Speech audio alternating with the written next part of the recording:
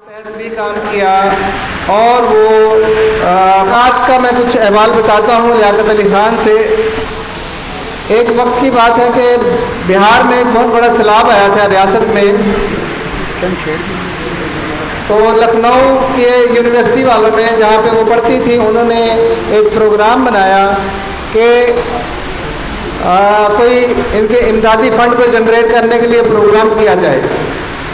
तो आयरीन जो थी वो शो के टिकट लेकर पार्लियामेंट में गई। तो वहाँ पे उन्होंने जो कमरा पहले दरवाज़ा खटखटाया, उसमें से लियाकत अली खान बाहर आए। उन्होंने उन्हें टिकट बेचने की कोशिश की और वो टिकट लेने पे झिझक रहे थे। बड़ी मुश्किल से उन्होंने एक टिकट लिया। तो आयरीन ने कहा कि एक टिकट से क्या होगा, कम से कम 2 टिकट लें, किसी को अपने साथ लाइएगा। तो उन्होंने कहा कि भाई मैं किसको लाऊं साथ, मैं तो किसी ऐसे बंदे को नहीं जानता जिसको मैं इस शो के लिए साथ लेकर आऊं। तो आयरीन ने कहा कि मैं आपके लिए किसी साथी का बंदोबस्त कर दूंगी, आप आ जाइएगा, और अगर कोई साथी ना मिला तो मैं आपके साथ बैठकर खुद शो को देखूंगी।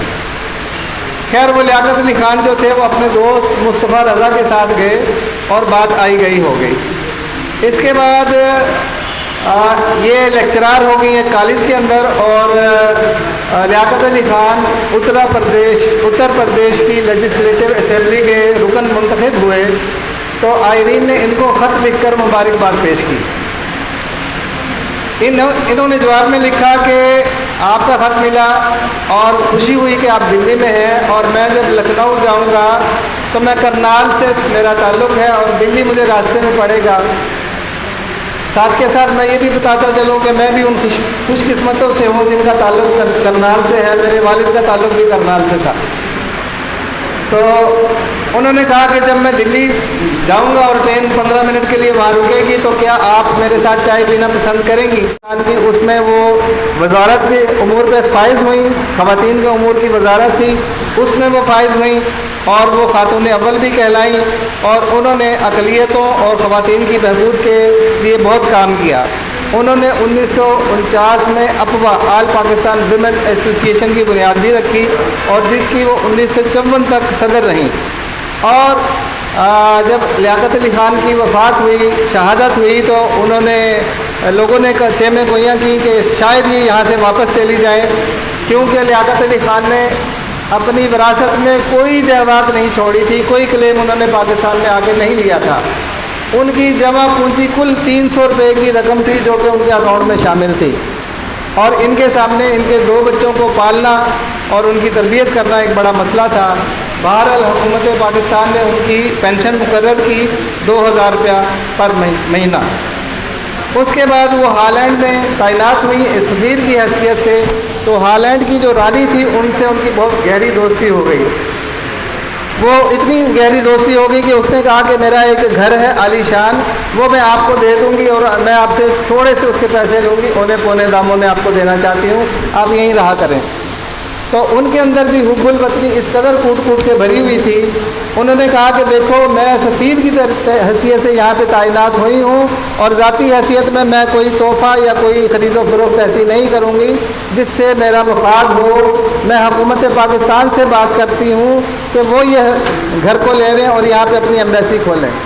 और फिर हुकूमत पाकिस्तान ने वो घर लिया और वहाँ पे अपनी एम्बेसी को खोला, और वो एम्बेसी आज भी पाकिस्तान के हुकूमत की मिल्कियत है।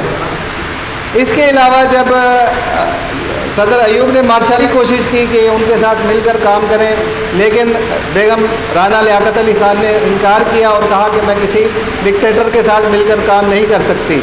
इसी तरीके से जब ज़ियाउल हक़ का मार्शल लगा तो उसमें भी उनको जो है वो बड़ी कोशिश की गई कि वो फेवरेबल बात करें, लेकिन उन्होंने कोई ऐसी बात नहीं की। और फिर जब ज़ियाउल हक़ के बाद यानी कि जब पीपल्स पार्टी की गवर्नमेंट आई तो 1973 से लेकर 1976 तक वो पहली और 10वीं गवर्नर और पहली खातून गवर्नर बनी, और ये ओहदा उनके पास 1976 तक रहा। हॉलैंड ने उन्हें अपने सबसे बड़े एजाज़ ऑरेंज अवार्ड से नवाजा। अक़वाम मुत्तहिदा में उनको शोबा इंसानी हकूक़ का इनाम मिला और बेगम राना लियाकत अली को उनकी खिदमात के इवज़ पाकिस्तान का सिविल सबसे बड़ा एजाज़ निशान इम्तियाज़ दिया गया और इनका इंतकाल 13 जून आज के दिन 1990 को हरकत कल्ब बंद होने की वजह से हुआ।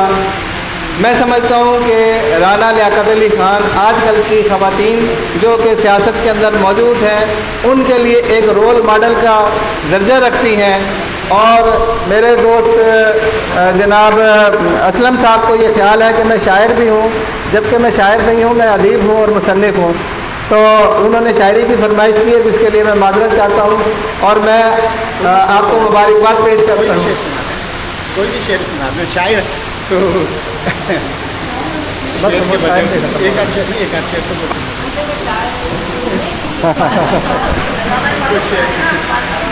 सबक पढ़ फिर शुजाअत का, अदालत का, सियासत का लिया जाएगा तुझसे काम दुनिया की इमामत का। तो ये जो कौम है इसने दुनिया की इमामत करनी है और मौजूदा हालात में आपने देखा कि वो कौम जो कि कार मज़ल्लत में पड़ी हुई थी, लेकिन जो 6 और 7 के दरमियानी शब हुआ और जो 10 मई को जो वाक़यात हुए हैं उससे इस कौम की इज़्ज़त और तौक़ीर में किस कदर इजाफा हुआ। अल्लाह तबारक व तआला ने रातों रात इस कौम को ज़िल्लत से उठाकर जो इज़्ज़त बख्शी है उसके लिए मैं आप सबको मुबारकबाद पेश करता हूँ।